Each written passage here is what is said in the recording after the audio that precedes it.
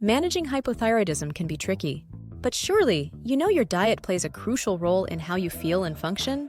Let's uncover the best and worst foods for your thyroid health.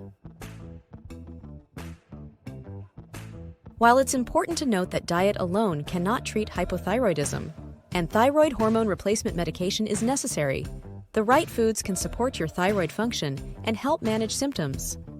The foods you should be eating.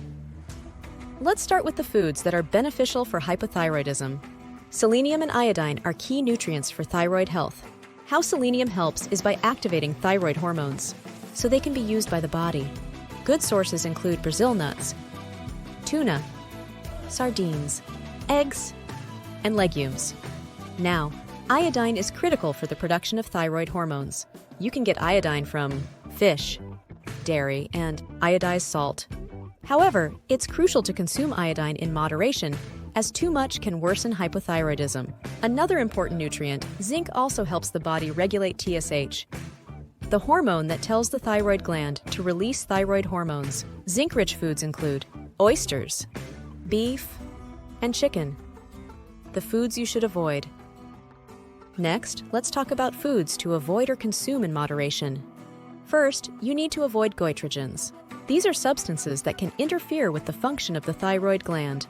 Foods like broccoli, cauliflower, kale, and soy products contain goitrogens. Cooking these foods can inactivate the goitrogenic compounds. Now, gluten may be an issue as well, as some people with hypothyroidism may also have celiac disease. In such cases, gluten can irritate the small intestine, affecting hormone absorption. A gluten-free diet might be beneficial.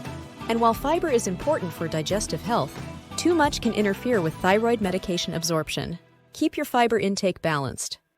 Now remember, while a good diet can support thyroid health, it's not a substitute for medical treatment. Always consult with your healthcare provider to create a treatment plan. That includes both proper medication and nutritional strategies. If you found these tips helpful, please give us a thumbs up, subscribe for more health insights, and share this video with others who might benefit from it. And until next time, stay healthy and stay curious.